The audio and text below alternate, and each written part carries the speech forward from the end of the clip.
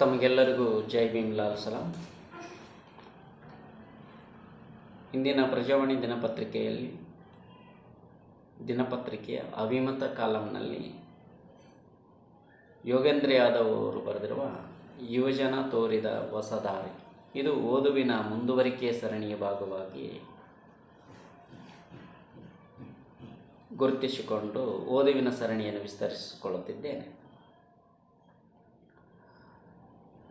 ಯೋಗೇಂದ್ರ ಯಾದವ್ ಅವರ ಯುವಜನ ತೋರಿದ ಹೊಸ ದಾರಿ. ಸರ್ಕಾರ ಮತ್ತು ವ್ಯಾಪಕವಾಗಿದ್ದ ಮೌನ ಸಾಮಾನ್ಯವಾಗಿ ನನ್ನನ್ನು ಅಚ್ಚರಿಗೆ ದೂಡಿದೆ. ಬಹುದೀರ್ಘ ಕಾಲದಿಂದ ಮೌನಕ್ಕೆ ತಳ್ಳಲಾಗಿದ್ದ ಪ್ರಜಾಸತ್ತಾತ್ಮಕ ಸ್ಫೂರ್ತಿ ಇಂದು ಮುನ್ನೆಲೆಗೆ ಬಂದಿರುವುದು ನೋಡಿ ತಾತ್ಕಾಲಿಕವಾಗಿ ಆದರೂ ನನ್ನಲ್ಲಿ ಸಂತೃಪ್ತಿ ಭಾವ ಮೂಡಿದೆ.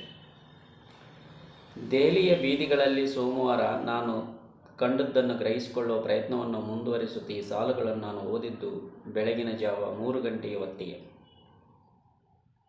ಈ ಸಾಲುಗಳನ್ನು ಎಕ್ಸ್ನಲ್ಲಿ ಪೋಸ್ಟ್ ಮಾಡಿದವರು ನನ್ನ ವೈದೇಹಿ ಭಾರ್ಗವ್. ಅತ್ಯುತ್ತಮ ರಾಜಕೀಯ ಶಾಸ್ತ್ರಜ್ಞರಾಗಿರುವ ಅವರು ಭಾರತದ ಪ್ರಜಾಪ್ರಭುತ್ವ ಇತಿಹಾಸದಲ್ಲಿ ಜುಲೈ 20 ಏಕೆ ಮರೆಯಲಾಗದ ದಿನ ಎಂಬುದನ್ನು ಈ ಸಾಲುಗಳಲ್ಲಿ ಹಿಡಿದಿಟ್ಟಿದ್ದಾರೆ. ನಾವು ಸ್ಪರ್ಧಾತ್ಮಕ ಸರ್ವಾಧಿಕಾರದಿಂದ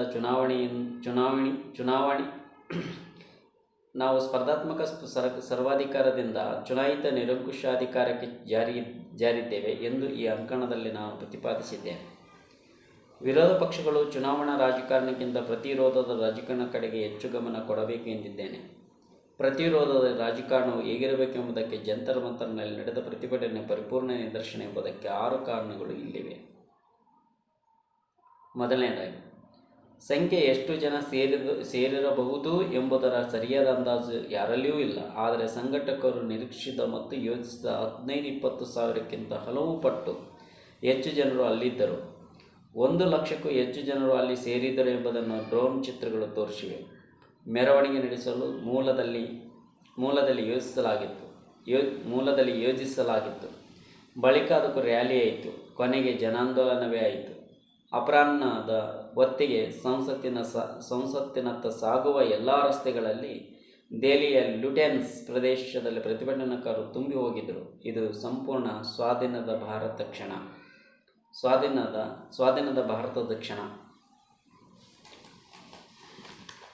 ಈ ಸಂಖ್ಯೆಯು ಏಕೆ ಹೆಚ್ಚು ವಿಶಿಷ್ಟ ಎಂದರೆ ಅವರೆಲ್ಲರೂ ಸ್ವಯಂ ಪ್ರೇರಿತರಾಗಿ ಬಂದವರು.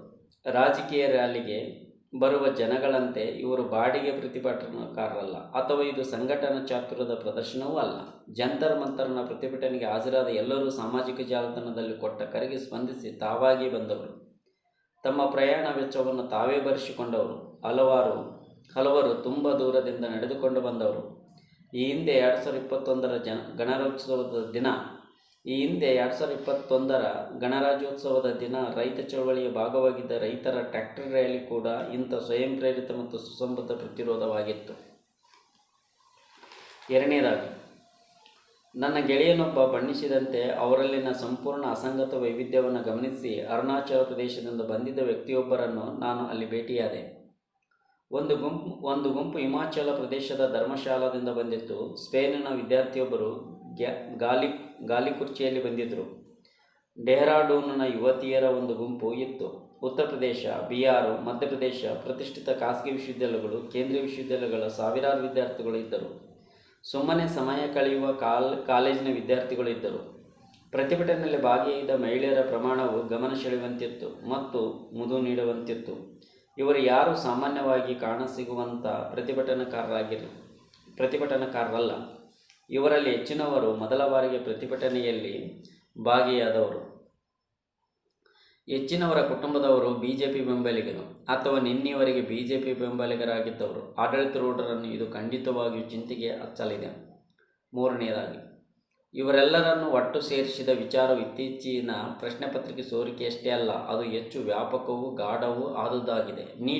ನೀಟ್ ರದ್ದತಿ, CBSE ಹಗರಣದಿಂದ ಕಂಗೆಟ್ಟ ವಿದ್ಯಾರ್ಥಿಗಳು ಇಲ್ಲಿ ಇದ್ದರು. ಈ ಸಮಸ್ಯೆಯಿಂದಾಗಿ ತಮ್ಮ ಮಕ್ಕಳನ್ನು ಕಳೆದುಕೊಂಡ ಹೆತ್ತವರೂ ಇದ್ದರು. ಉದ್ಯೋಗಕ್ಕಾಗಿ ಅನಿರ್ದಿಷ್ಟವಾಗಿ ಕಾಯುತ್ತಿರುವ ಆಕಾಂಕ್ಷಿಗಳೂ ಇದ್ದರು. ನೇಮಕಾತಿ ಹಗರಣಗಳ ಸಂತ್ರಸ್ತರೂ ಇದ್ದರು. ಆದರೆ ನೇರವಾದ ಸಂತ್ರಸ್ತರಿಗಿಂತ ಮುಂದೆ ಸಂತ್ರಸ್ತರಾಗುವಂಥವರೂ ಹೆಚ್ಚಿದ್ದರು. ನಾಳೆ ತಾವು ಸಂತ್ರಸ್ತರಾಗಬಹುದು ಎಂದು ಅರಿತವರು. ಶಿಕ್ಷಣ, ಉದ್ಯೋಗ ವ್ಯವಸ್ಥೆಯೇ ಕುಸಿದು ಬಿದ್ದಿದೆ ಎಂಬುದನ್ನು ಅರ್ಥ ಮಾಡಿಕೊಂಡವರು ಇದ್ದರು. ಕೇಂದ್ರ ಸಚಿವ ಧರ್ಮೇಂದ್ರ ಪ್ರಧಾನ್ ವಿರುದ್ಧದ ಆಕ್ರೋಶ ಮೇಲ್ನೋಟಕ್ಕೆ ಕಾಣುವ ಅಂಶ ಮಾತ್ರ ಎಲ್ಲರಲ್ಲೂ ಇರುವ ತುಡಿತ ಸಮಾನ, ಅರ್ಥಪೂರ್ಣ ಮತ್ತು ಗುಣಮಟ್ಟದ ಶಿಕ್ಷಣ ಹಾಗೂ ಸಾರ್ವತ್ರಿಕ ಉದ್ಯೋಗದ ಹಕ್ಕು ಎಂಬುದಾಗಿದೆ. 1974ರ ಬಿಹಾರದಲ್ಲಿ ನಡೆದ ಜೆಪಿ ಚಳವಳಿಯ ಬಳಿಕ 1974ರಲ್ಲಿ ಬಿಹಾರದಲ್ಲಿ ನಡೆದ ಜೆಪಿ ಚಳವಳಿಯ ಬಳಿಕ ಶಿಕ್ಷಣ ಮತ್ತು ಉದ್ಯೋಗವು ರಾಷ್ಟ್ರೀಯ ಕಾರ್ಯಸೂಚಿ ಕೇಂದ್ರದಲ್ಲಿ ಇರಿಸಬೇಕೆಂದು ಆಗ್ರಹಿಸಿ ನಡೆದ ಮೊದಲ ಯುವಜನರ ಚಳವಳಿ ಇದಾಗಿದೆ. 4ನೇದಾಗಿ, ಪ್ರತಿರೋಧದ ಸ್ಫೂರ್ತಿಯು ಹೆಸರುಗಳು ಮತ್ತು ಅಣೆಪಟ್ಟೆಗಳನ್ನೆಲ್ಲ ಮೀರಿ ಸಾಗಿದೆ. ಸೋನಂ ವಾಂಗ್ಚುಕ್ ಅವರು ಈ ಪ್ರತಿಭಟನಾಕಾರರ ಹೀರೋ. ಆದರೆ ಅಣ್ಣಾ ಚಳವಳಿಯ ಸಂದರ್ಭದಲ್ಲಿದ್ದ ರೀತಿಯ ಹೀರೋ ವೈಭವೀಕರಣ ಇಲ್ಲಿ ಕಾಣಲಿಲ್ಲ. ಈ ಯುವಜನರು ಸಿಜೆಪಿ ಮತ್ತು ಅದರ ನಾಯಕತ್ವದ ಜೊತೆಗೆ ಗುರುತಿಸಿಕೊಂಡವರು. ಆದರೆ ಆರೋಗ್ಯಕರ ಟೀಕಾ ಪ್ರಹಾರಕ್ಕೆ ಅವರು ಹಿಂಜರಿಯಲಿಲ್ಲ. ರಾಜಕೀಯ ನಾಯಕರು ಮತ್ತು ಹೋರಾಟಗಾರರ ಮಾತುಗಳನ್ನು ಅವರು ಕೇಳಿದರು ಮತ್ತು ಅವರನ್ನು ಹುರಿದುಂಬಿಸಿದರು. ಆದರೆ ಯಾವುದೇ ಒಬ್ಬ ವ್ಯಕ್ತಿ ಎಲ್ಲವನ್ನೂ ಆವರಿಸಿಕೊಳ್ಳಲು ಅವಕಾಶ ಕೊಡಲಿಲ್ಲ. ಈ ಪ್ರಜಾಸತ್ತಾತ್ಮಕ ಸ್ಫೂರ್ತಿಯ ಭವಿಷ್ಯಕ್ಕೆ ಶುಭ ಸೂಚಕವಾಗಿದೆ. 5ನೇದಾಗಿ, ಗೋಧಿ ಮಾಧ್ಯಮಕ್ಕೆ ಧಿಕ್ಕಾರ ಎಂಬ ಪುನರಾವರ್ತಿತ ಕೂಗು ಈ ಯುವಜನರು ಮುಖ್ಯವಾಹಿನಿಯ ಮಾಧ್ಯಮಗಳ ಸಂಕಥನವನ್ನು ಮೀರಿ ಸಾಗಿದ್ದಾರೆ ಎಂಬುದನ್ನು ನೆನಪಿಸಿದೆ. ಕಳೆದ 1 ತಿಂಗಳಲ್ಲಿ ನೋಯ್ಡಾದ ಸುದ್ದಿವಾಹಿನಿಗಳು ಮತ್ತು ರಾಷ್ಟ್ರೀಯ ಮಾಧ್ಯಮವು ಜಂತರ್ ಮಂತರ್ನ ಪ್ರತಿಭಟನೆಯನ್ನು ಪೂರ್ಣವಾಗಿ ನಿರ್ಲಕ್ಷಿಸಿದವು. ಆದರೆ ಅದನ್ನು ಅಣಕಿಸುವ ಅಥವಾ ಅನಿಷ್ಟ ಎಂದು ಬಿಂಬಿಸುವ ಪ್ರಯತ್ನವನ್ನೂ ಮಾಡಲಿಲ್ಲ. ಸರ್ಕಾರದ ಪ್ರತಿಯೊಂದು ಲೆಕ್ಕಾಚಾರ, ಆಯಕಟ್ಟಿನ ಕುಳಿತವರ ಪ್ರತಿಯೊಂದು ಸಂಕಥನ ಹಿಮ್ಮೆಟ್ಟಿದ್ದವು. ರೈತ ಹೋರಾಟದ ರೀತಿಯಲ್ಲಿ ಈ ಹೋರಾಟವನ್ನು ಮಾಧ್ಯಮವು ನಿರ್ಲಕ್ಷಿಸಿದ್ದರಿಂದಾಗಿ ಹೋರಾಟಗಾರರು ಸಾಮಾಜಿಕ ಜಾಲತಾಣಗಳು, ಬಾಯಿ ಮತ್ತು ವ್ಯಾಟ್ಸಪ್ ಮೂಲಕ ತಮ್ಮದೇ ಸಮಾನ ಮಾರ್ಗವನ್ನು ಶೋಧಿಸಿಕೊಂಡರು. ಅವರ ಪೋಸ್ಟರ್ಗಳು ಗಮನ ಸೆಳೆಯುವಂತಿದ್ದವು. ಪ್ರಜಾಪ್ರಭುತ್ವದ ನಿಜವಾದ ಪರೀಕ್ಷೆಯು ಪ್ರತಿಭಟನೆಯಲ್ಲ, ಬದಲಿಗೆ ಸರ್ಕಾರ ಅದಕ್ಕೆ ಹೇಗೆ ಸ್ಪಂದಿಸುತ್ತದೆ ಎಂಬುದಾಗಿದೆ. ಅವರ ಘೋಷಣೆಗಳಲ್ಲಿ ನಾವೀನ್ಯವಿತ್ತು. ಜಬ್ ಮೋದಿ ಡರ್ತಾ ಹೈ, ಹಿಂದೂ ಮುಸ್ಲಿಂ ಕರ್ತಾ ಹೈ. ಮೋದಿ ಯಾವಾಗೆಲ್ಲ ಎದುರುವರೋ ಆಗೆಲ್ಲ ಹಿಂದೂ ಮುಸ್ಲಿಂ ಎಂದು ವಿಭಜಿಸುತ್ತಾರೆ. ನಿರಂಕುಶವಾದಿ ಸಂಕಥನಿಗೆ ತೂತು ಬಿದ್ದಿದೆ. 6ನೇದಾಗಿ ಮತ್ತು ಎಲ್ಲಕ್ಕಿಂತ ಮುಖ್ಯವಾಗಿ, ಭಯದ ವಾತಾವರಣವನ್ನು ಜುಲೈ 20 ತೊಡೆದು ಹಾಕಿದೆ. ಭ್ರಷ್ಟಾಚಾರದ ವಿರುದ್ಧ ರಾಮಲೀಲಾ ಮೈದಾನದಲ್ಲಿ ನಡೆದ ಚಳವಳಿಯ ಸಂದರ್ಭದಲ್ಲಿ ಇಲ್ಲದಿದ್ದ ಮತ್ತು ಈಗಿನ ಆಡಳಿತದಲ್ಲಿ ವ್ಯಾಪಕವಾಗಿರೋ ಕಣ್ಗಾವಲು ಮತ್ತು ವೈಯಕ್ತಿಕ ಮಾಹಿತಿ ಕ್ರೋಢೀಕರಣದ ಅಪಾಯದ ಅರಿವು ಈಗಿನ ಯುವಜನರಿಗಿದೆ.